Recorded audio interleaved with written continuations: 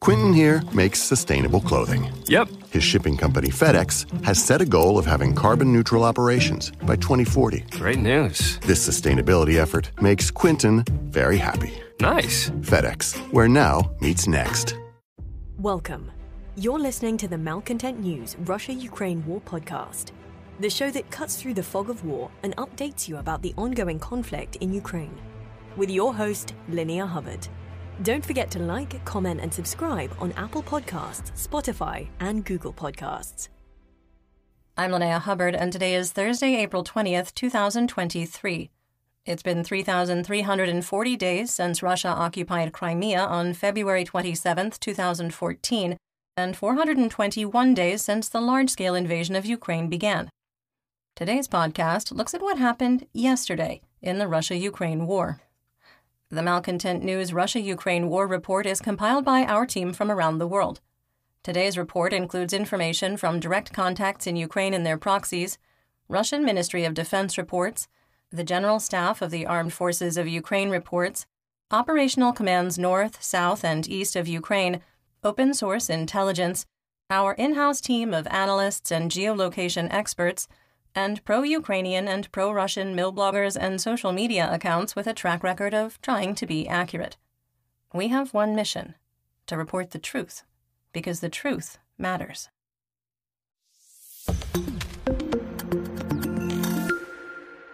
Some housekeeping. There's been a significant increase in activity indicating that Ukrainian forces are setting conditions for the upcoming offensive. While the combat reports by operational area have admittedly become a little repetitive due to the current theater-wide frozen front, there is a massive increase in small pockets of fighting, DRG activity, and reconnaissance in force. Because of this, we will be pausing our looks back at the last year, geopolitics, and economics as part of our daily coverage and address it all in a weekly summary. In our assessment, it is about to get very busy. To be honest, based on how much theater-wide information there is today, I think it's safe to say it already has.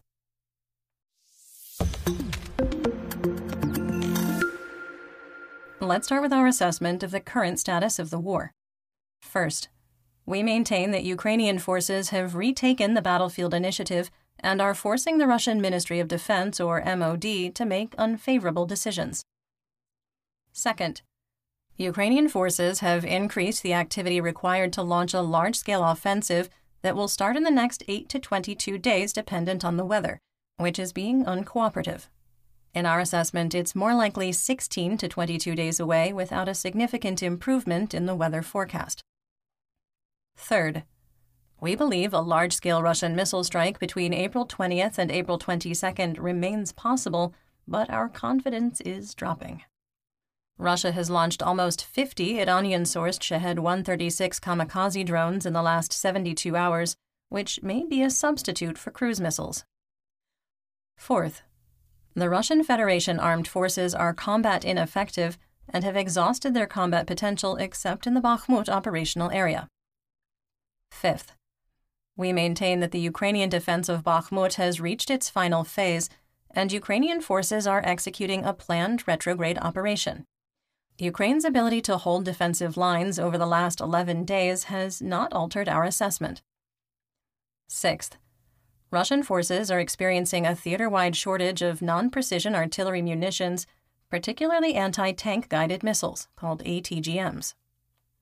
Seventh, we maintain that short of using chemical, biological, radiological, or nuclear, also known as CBRN, weapons, the Russian military will continue doing everything possible to capture Bakhmut, regardless of the cost. And finally, Russian white nationalism connected to the Russian Orthodox Church and senior policymakers within Russian President Vladimir Putin's orbit are fueling religious and racial tension, which is accelerating in the North Caucasus. I think this can probably go without saying in the future.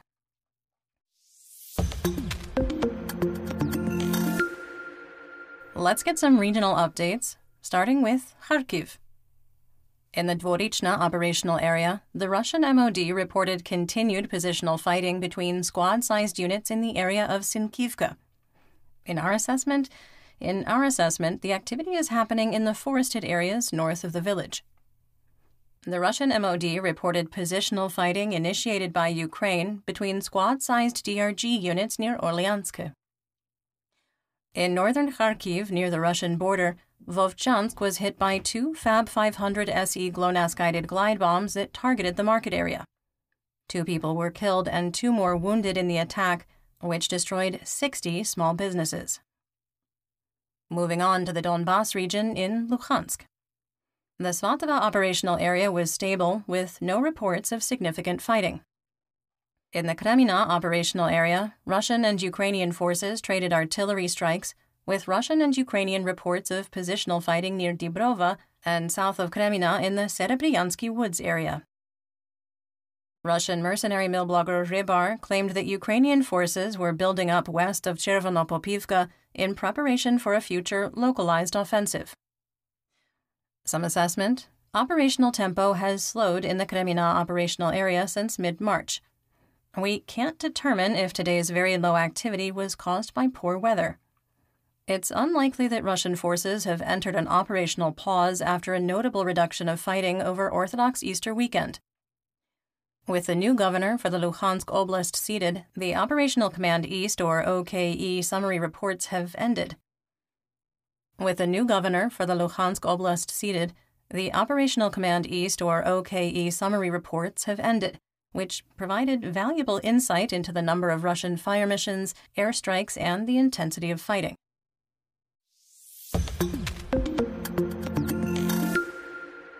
In northeast Donetsk, in the Siversk operational area, Russian mercenary mill blogger Wargonzo reported an attempt to advance on Smyrna, which failed. A video circulating on Russian social media channels claiming Smyrna had been captured was untrue. In Bakhmut, heavy fighting was reported in the northern and northwestern parts of the city.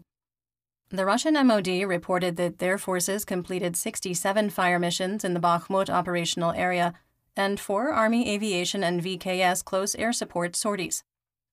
The reduction in airstrikes was likely due to poor weather. The Kremlin falsely claimed that 75% of the northwestern and southwestern parts of Bakhmut were captured, but no evidence shows Russian forces have made significant incursions into the western third of the city. Northwest of Bakhmut, it was reported that PMC Wagner had retaken the lead north of Khomova after the Russian VDV forces suffered a series of setbacks. In heavy fighting, mercenaries with Wagner were able to advance approximately 100 meters on a tree line northwest of the village, but not in the direction of the T-506 highway ground line of communication, called a G-lock, that is a supply line. A new video showed that the G-lock is still open, and the bridge over the drainage to Pivnichny Reservoir remains intact. There were significantly more damaged and destroyed vehicles on the edge of the roadway, indicating that Russian forces have periodic fire control over the road. The video verifies our assessment that Rybar's report the G-lock was severed was inaccurate. In the northern part of Bakhmut, pro-Ukrainian social media channels took advantage of yesterday's false claims that Russian troops had advanced to the old and current hospital south of Rose Alley. With nothing to support the claim, there were wide-scale reports that Ukrainian forces launched a counteroffensive and pushed Russian troops back to Rose Alley. In our assessment, neither report was true, and there were likely pockets of localized fighting near the southern tip of the Pivnichny Reservoir that got blown out of proportion. The destruction of the Palace of Culture on Peremokhi Street has complicated Russian offensive operations by removing an area that could have been used to hide movements and troop concentrations. Fighting continues on Oborony Street and the southern edge of Rose Alley. Ukrainian forces still control school number 24. In the center of Bakhmut, there were no significant changes. Fighting continues in the areas of Railroad Station 1, Railroad Station 2, and the grain elevators. The status of the bus terminal on the edge of Verkhny Park and the hotel transit remains unknown, with only generic claims made about territorial control. We made a small change to the map north of Railroad Station 1, pulling the line of conflict closer to the railroad tracks, which puts the state police station under PMC Wagner's control. We have no specific intelligence, but with repeated claims of heavy fighting at Railroad Station 2 and the grain elevators, Ukrainian forces are unlikely to be east of the tracks. In the southern part of Bakhmut, fighting was positional in nature along Korsunskoho Street. Ukrainian forces maintained control of the areas around schools 2 and 40 and the MiG-17 area and the T-504 highway Gilok. Russian VDV forces launched an intense attack in the direction of Ivanivske, which ended in failure.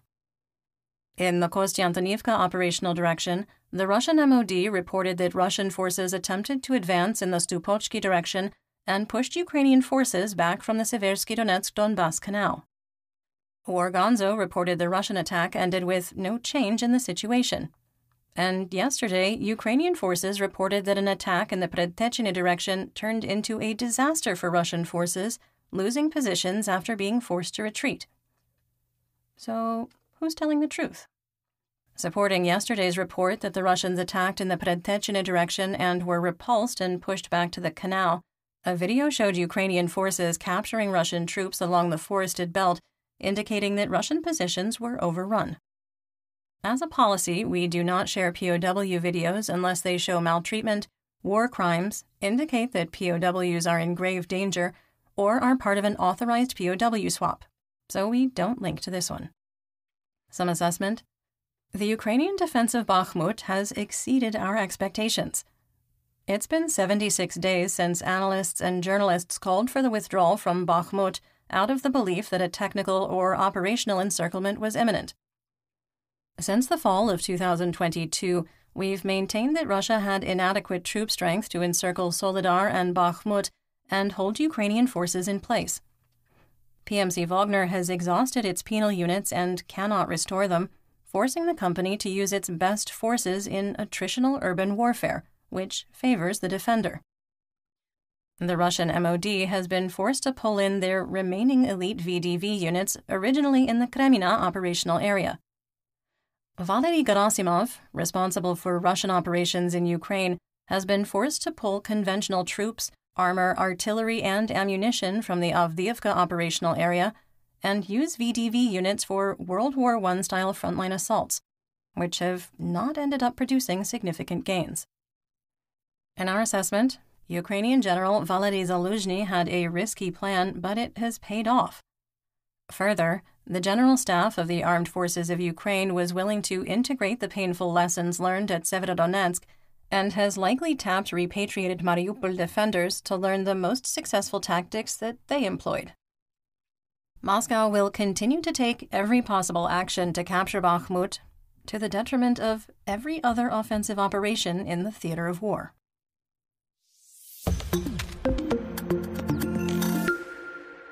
In southwest Donetsk, if you feel the combat report is getting repetitive, you would be correct. In the Avdiivka operational area, Russian forces with the 1st Army Corps, bolstered by Mobiks, continued unsuccessful attempts to advance from the landing of the Krasnohorivka Plateau in the direction of Stepova and Berdichi. In Avdiivka, Russian forces attempted to attack from the east near Mineralne, also without success. The People's Militia of the Donetsk People's Republic, or DNR, Telegram channel released a video showing the same artillery strikes repeatedly hitting a forested belt in the Avdiivka area. We're not exactly sure what they were firing at. Fighting for control of the no-man's land between Vodiana and Sieverne continued, with no change. Positional fighting continued in the eastern part of Pervomaiske, and there was another failed attempt to advance on the Ukrainian firebase at Nevelske. In the Marinka operational area, Russian forces heavily shelled the remains of the city center and made another attempt to push west of Druzhby Avenue without success. Russian forces made a new attempt to advance toward Pobeda that ended in failure. In the Vuhledar operational area, Ukrainian forces have stepped up operations using DRG units and reconnaissance in force. The Russian MOD reported that Russian forces fought with Ukrainian DRG units near Volodymyrivka and the Mikilsk Dachas. The GSAFU reported a Russian attack in the direction of Vuhledar was repulsed. However, most Ukrainian reports of fighting in the area of Vuhledar are about the Dachas or a no-man's land area north of the destroyed monastery in Mikilske. A geolocated video showed positional fighting in the center part of Pavlivka. The GSAFU reported that a Russian attempt to advance on Prechestivka was unsuccessful. The DNR's new commander of OMON forces, Alexander Khodakovsky, reported that activity has increased around Vuhledar, saying, quote, "Noticeable activation in many parts of the line of contact, cases of DRG sorties have become more frequent, artillery is interdicting supplies and working to suppress the enemy," he means Ukraine. "Tanks are going into direct fire. In general, this is the picture," end quote. He went on to echo the same concern expressed across multiple operational areas about the looming Ukrainian offensive, adding, quote, "A test or a distraction of attention or an attempt to make us exhausted before a larger movement? It's hard to say. Maybe these are just situational bursts that do not have a clear system. But nevertheless, we are waiting for the offensive from their side and are preparing," end quote. In Mariupol, insurgents documented more Russian troop movements, including T-72 tanks moving in the direction of Berdyansk and small groups of troops moving north toward Vuhledar and east toward the Russian border. After months of broken promises, self-declared acting leader of the DNR and former pyramid scheme salesman Denis Pushilin promised that the border crossing capacity from occupied Donetsk to Russia will increase by 350%. It has been 7 months since Moscow promised that border security would be removed between actual Russia and the occupied and illegally annexed territories of Ukraine. You're listening to the Malcontent News Russia-Ukraine War Podcast. Our team of journalists, researchers, and analysts is funded by readers, listeners, and viewers just like you. To support independent journalism, please consider becoming a patron. You can find us on patreon.com/Malcontent News.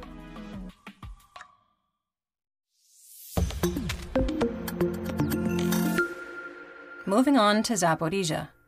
There have been unverified reports of Ukrainian forces attacking Russian positions in the Hulia-Pola operational area for over a week, including Marfopil, Stepanivka, Dorozhnyanka, and between Mirna and Cherivne.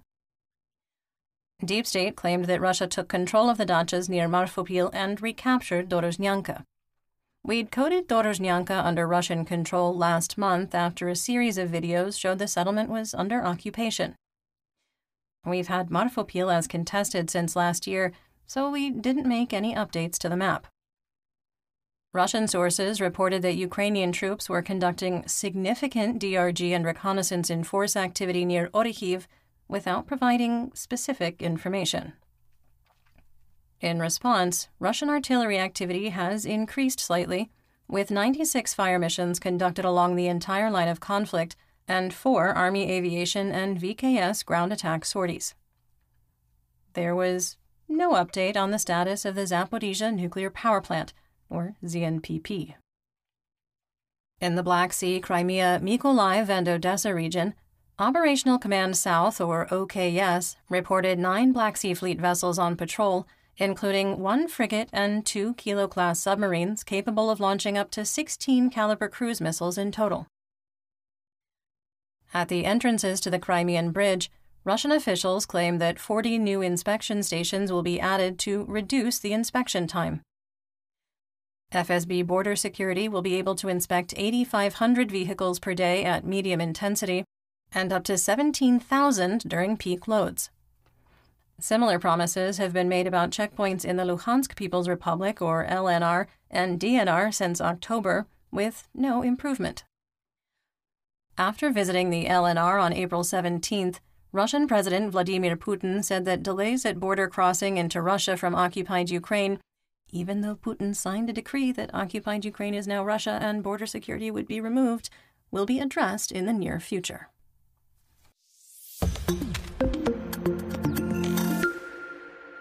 In western and central Ukraine, Russian and Ukrainian forces traded artillery strikes across the Dnipro River in Kherson.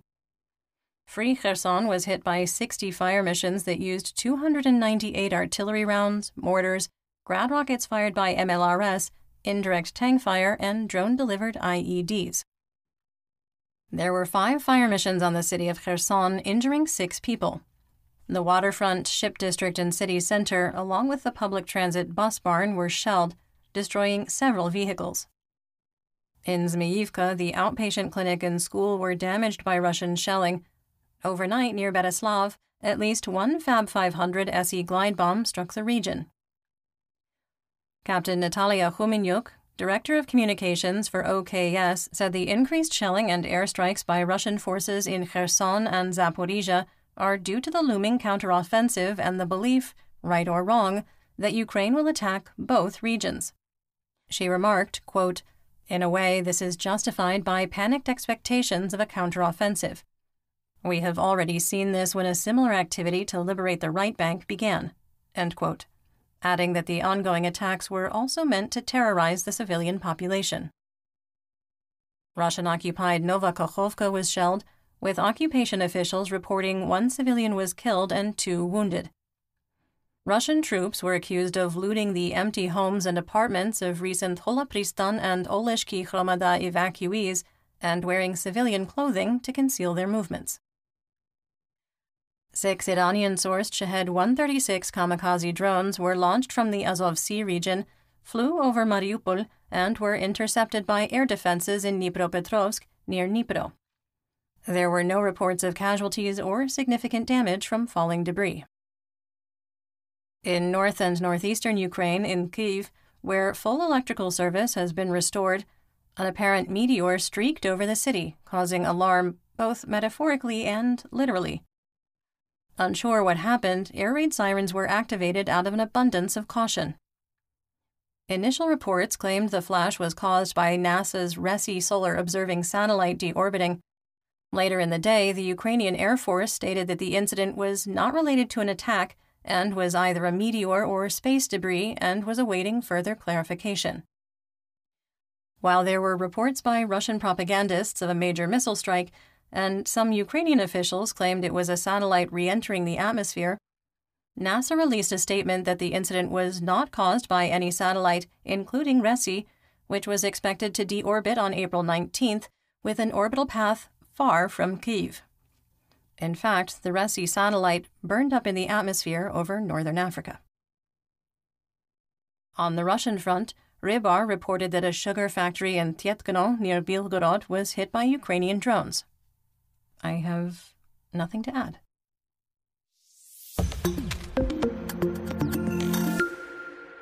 Let's talk about developments theater-wide and outside Ukraine.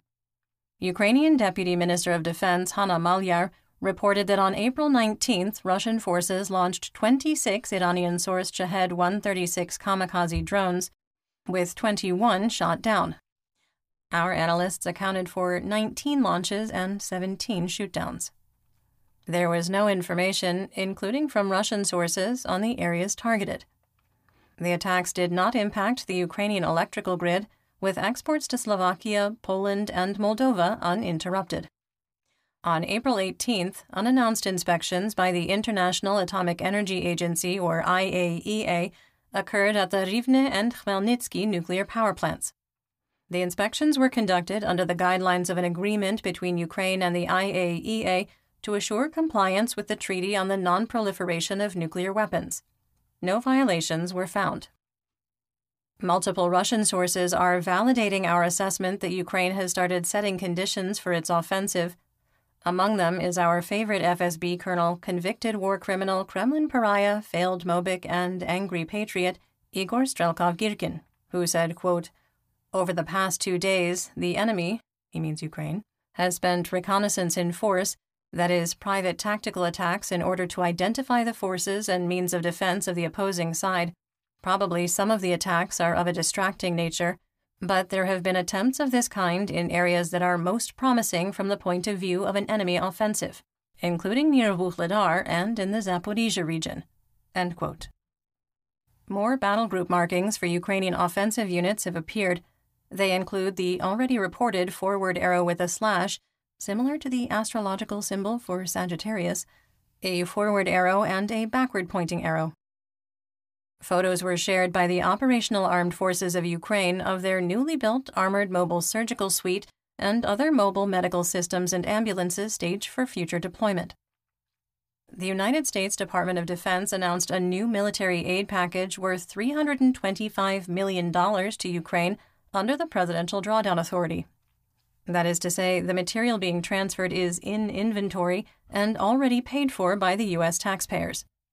We break down the contents of the aid package in the full situation report on Patreon, but, of note, it includes anti-tank weapons and ordnance, unspecified, quote, precision aerial bombs, and port and harbor security equipment.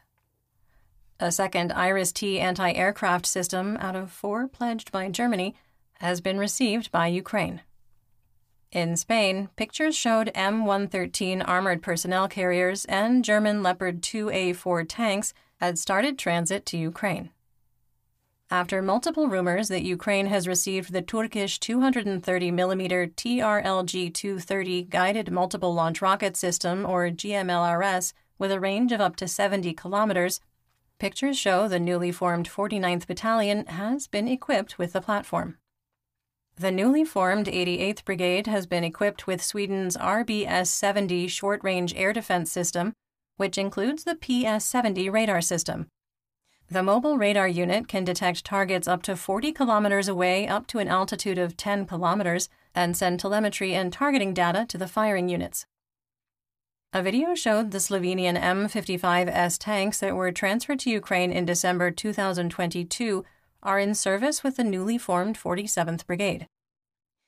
The M55S is a heavily modified T-55 tank with a Royal Ordnance L7 105mm stabilized main gun, Israeli fire control system, improved sights including thermal and night vision with a laser rangefinder, and ERA armor. The video, which we do link to in the full situation report, confirmed our fall assessment that due to its medium-duty tank classification and wide tracks, it has superior capability in muddy conditions. The 47th Brigade is also the first Ukrainian unit to confirm that Bradley infantry fighting vehicles have been assigned to the activated unit.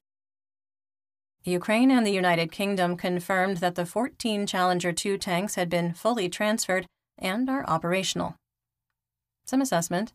A military analyst stated that for Ukrainians, the start of the offensive would be their, quote, longest day, a reference to June 6, 1944, also known as D-Day, and the Allied invasion of Normandy that started the liberation of Europe from the Nazi regime.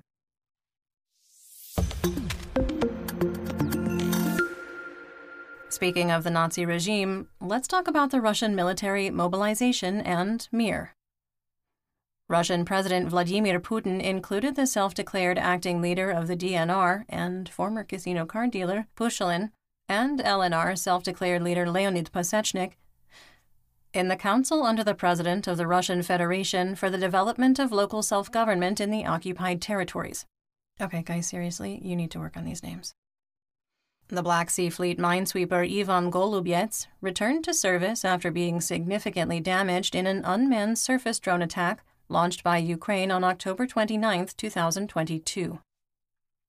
In Krasnodar, a man was detained and charged with discrediting the Russian Federation Armed Forces after he found an advertisement to join the Russian military on the sidewalk and put it in a trash can. Police reported the man, quote, defiantly threw away a leaflet with state symbols, end quote. He was convicted in court and fined 40,000 rubles. That's a little less than $500. Several Russian political scientists, military experts, and military commissars were sent suspicious parcels with figurines.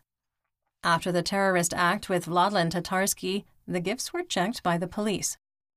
The packages were sent by Nikita Barin from Ulyanovsk and were delivered to Vladislav Shurigin, Konstantin Isayev, Timofey Sergeyev, and TASS correspondent Mikhail Tereshchenko. After checking the shipments, police determined there was nothing suspicious about the busts of General Zhukov, and the packages were simply unsolicited gifts. Despite the source being identified and the police determining nothing was nefarious, Russian state media claimed it was an attack by Ukraine. Konstantin Sivkov, who received one of the gifts, told the Russian state media agency SHOT, quote, "This is an attempt to silence the journalistic community which is backed by the main intelligence directorate of Ukraine and the SBU," end quote. In an unrelated incident in Ulyanovsk, Yekaterinburg, and Rostov-on-Don, several electronic billboards were hacked and displayed quotes from text messages and stories from Mobix about the realities of the war in Ukraine. One message said Mobics are thrown to the front line with minimal training, using them as, quote, meat. Other messages included data showing heavy battlefield losses. In Moscow, kiosks have been set up in malls and bus stations seeking to recruit volunteers for the special military operation. Business isn't exactly what you would call booming. Russian State Duma Deputy Alexander Borodai said that Ukraine was, quote, accumulating a large strike force, which he is going to throw into the offensive. Most likely not in the next week or two, but a little later, in the second half of May, end quote. And when pressed, Borodai would not rule out a second wave of mobilization. You could almost feel bad for Kremlin spokesperson Dmitry Peskov. Almost. Okay, yeah, no, not even almost. He's an absolute troll of a human being. Peskov went into damage control mode, assuring reporters, quote, there is no talk of a second wave of mobilization in the Kremlin, end quote. And what happened after Peskov told Russian state media, trust me, bro? State Duma deputy from Crimea, Mikhail Sheremet, hinted that general mobilization was coming, saying, quote, there must be general mobilization. We must fight the whole world, as they say, and everyone must feel their involvement with the country. At the moment, mobilization is quite possible, end quote. Well, at least it's been months since Russian Foreign Minister Sergei Shoigu threatened nuclear war, insulted Israel, or said something outrageously anti-Semitic.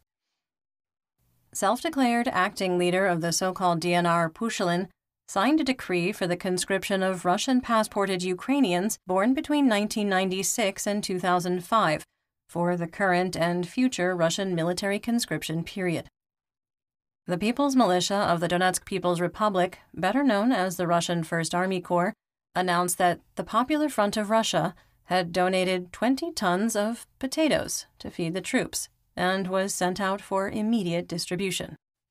Also, on their Telegram channel, the Russian First Army Corps is actively soliciting donations to purchase Mavic 3 consumer drones, satellite internet systems, camouflage netting, minibuses, and civilian SUVs, fuel, and spare parts, because, quote, there is not enough regular transport, end quote.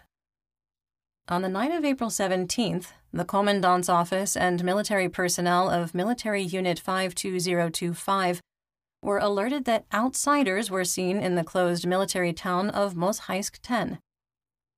While combing the area, the soldiers found 2 drunken girls who did not have passes to enter the secretive town where nuclear weapons are stored. The teenagers couldn't explain exactly how they got inside the closed city, and one was underage. Both offenders were taken to the military police. Really? Really? They didn't understand how or why 2 drunk teenage girls entered a closed military town? Really? And that's what we know. Join me again tomorrow for more updates. Until then, stay safe, everyone.